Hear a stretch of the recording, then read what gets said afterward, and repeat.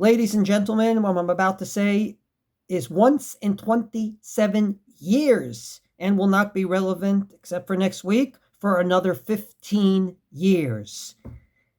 Dedicated to the memory of Lucy Maya and Rina D. Zichronam Livracha, we have an ironclad rule. If there's a double parsha, we always lay in the Haftorah of the second parsha we're going to read. With one exception, says the Ramah, and that is if Acharemot, our parsha, and Kedoshim, next week's parsha, are connected, as they are in a non-leap year very often. If they're connected, says the Ramah, we stay away from the Haftorah of Parshat Kedoshim, starting with the words Hatishpot, Tishpot, a double whammy judging, and we read the Haftorah of Acharemot, the first of the double parsha, starting with the words Halo Kivnei Kushiyim.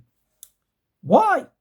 Why do we actually read the first and not the second? So this goes back to a Mishnah in Megillah. There's a minority view of Rabbi Eliezer that says never read the Haftorah of next week, Parshat Kedoshim, starting with the words Hatishpot Tishpot, simply because it talks about To'evot Yerushalayim, terrible, terrible things about Jerusalem on the eve of the Chorban, on the eve of the destruction of the temple.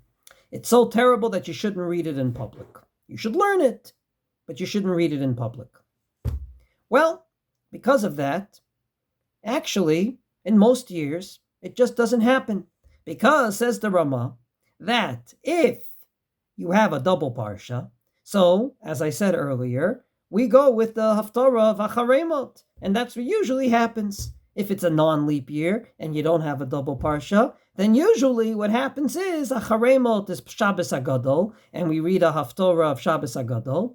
Kedoshim is right after Pesach, and there, says the Mishnah Berurah, once again, let's read the Haftorah of Acharemot, namely Halo Kivnei Kushiyim.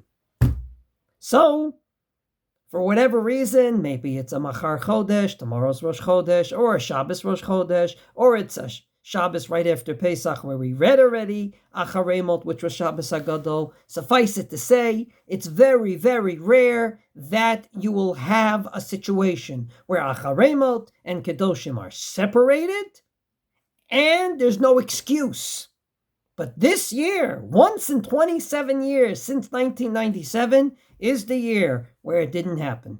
Namely, we have an Acharemot this week, and we have a Kedoshim next week, and theoretically, this week we should read Halo Kivnei Kushiyim, a regular Haftorah, and next week we should read that toxic Haftorah of To'evot Yerushalayim, starting with the words Hatishpot Tishpot.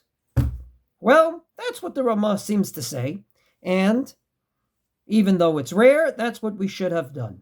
And indeed, the Shevet HaLevi, famous response of Rav Levi Vosner, and the Tzitz Eliezer, Rav Eliezer Waldenberg, says follow the Ramah.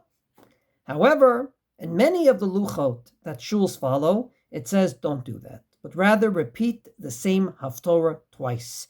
This week's Haftorah of Acharemot, Halo Kivnei Kushiyim, repeat twice. Stay away from that toxic Haftorah dealing with To'evot Yerushalayim.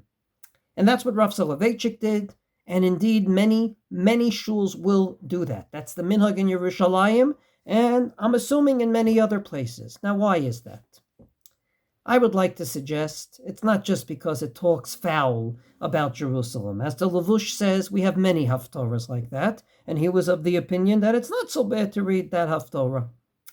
I think it's a different reason, and that is that we are too quick to go ahead and to give what we call criticism, or what people like to call constructive criticism. It's so easy to give criticism on our politicians, on our shuls, on our communities, on everything that moves. When was the last time that we actually went ahead and as fast as we give criticism, we actually said, davening went well today. Everything went smoothly this evening. In other words, did we hold back a little too often to say something good? Just right before Pesach, we read the parshas of Tazria and Mitzorah. And there's 7 potential averas that you get that famous tzarat, sickness in your skin. One of them is tsaruta ayin, holding back from saying something good to someone. And in my humble opinion, maybe once in 27 years we have to be reminded. Don't be too quick to criticize. But yes, be too quick to say something that is not constructive criticism, but perhaps positive reinforcement. The Zohar HaKadosh says that we will be judged not just for doing sins, but also from holding back compliments.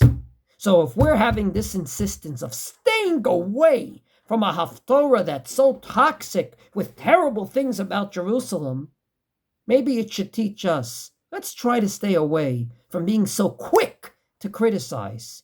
And maybe, at the same time, let's try to be a bit more quick into going ahead and giving compliments. God willing, once in 27 years, let's remind ourselves. Shabbat Shalom.